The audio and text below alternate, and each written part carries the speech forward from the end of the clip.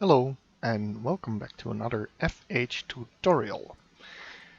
This time it's about the spawn classes and I'll continue with the second class. And last time you may remember that I was talking about the rifleman, but that's actually the third class. So today we are going to talk about the second class, which is the assault.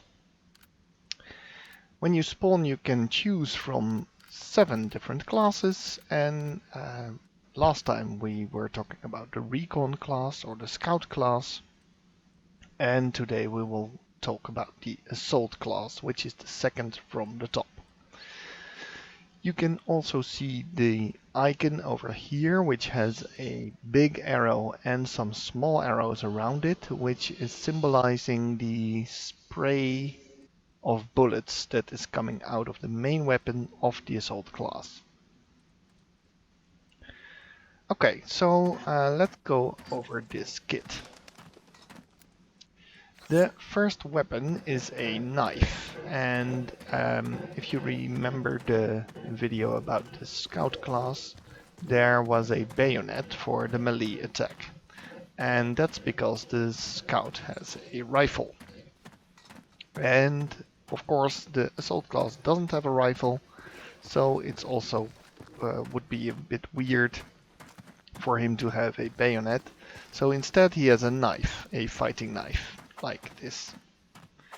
And this is when I left click and this is when I right click. Not much difference there, but there are several ways in which I can slash or stab with this Fairbairn Sykes knife.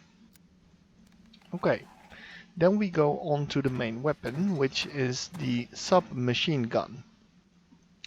And the submachine gun is specialized in close quarter combat. It has a large magazine, as you can see in the lower right corner. It has 50 bullets. And this is of course not the case for all the submachine guns, but it is for this one.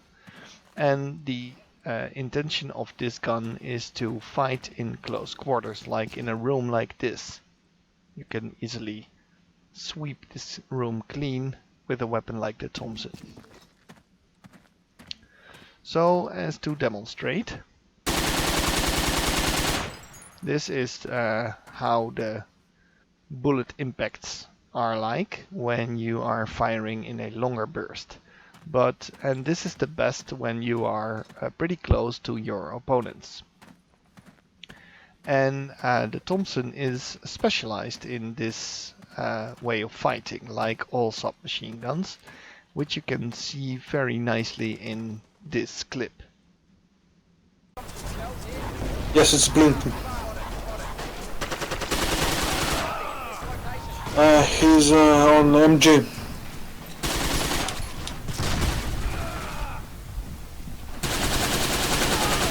Whoa! However, it's also possible to kill enemies from a bigger distance, even though it's harder to do than with a rifle, because the rifle, if you hit the enemy, then he will most likely go down. I'll go deeper into the rifle when we are going to have the video about the rifleman. But you can also hit targets from further away with a submachine gun by single tapping like this.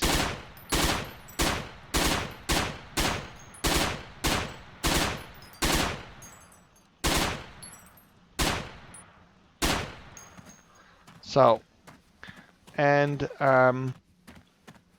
here you can see that several of these bullet impacts are pretty close together. And that means that you can be pretty precise with the submachine gun over longer distances as long as you control the burst. So don't go full auto like this, and you might have some control.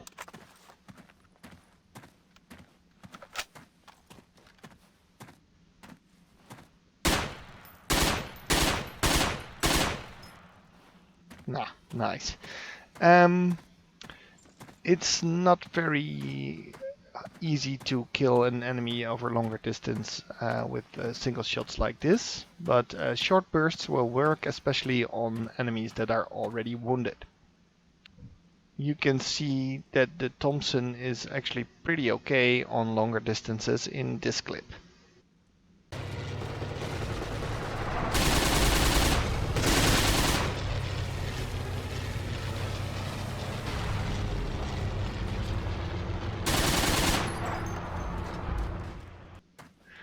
Okay, so that's about it for the submachine gun. Like the rifle, we have several types of submachine guns in Forgotten Hope 2, like the Beretta for the Italians, the grease gun for the Americans, the Thompson in different variants, the MP40, the MP38 for the Germans, and the Sten gun for the British. So the Sten gun is the most different one because it has the mag to the side, so the recoil is not going so much vertically as well as horizontally. And of course the super submachine guns from the Eastern Front, the Suomi for the Finnish and the Pepeshka for the Soviets, also in two different variants. So continuing with the next item is the hand grenade. This is the explosive hand grenade, which we can find in several kits. And in this kit, you get one. And when I throw it, it goes like that. So throwing the grenade is normally done with left mouse button because then you'll throw it away. But you can also drop it at your feet. Just use the right mouse button for that. Look, very close, so you have to run away. But this is a type of throwing grenades which you can use when you're up in a building or on a wall like there, and you can drop it, well, almost vertically down, and then you can drop grenades on people below you. So that's what you could do with the hand grenades. And as I said, it's in several kits, so we'll see it in some other videos as well. Last item for the assault kit is the field dressing, which just works the same as the other bandage that I've been talking about before. So that's it for this video. And if you have any questions, please post them in the comments. That's it for this one. Hope you enjoyed it. Thanks for watching and have a nice day.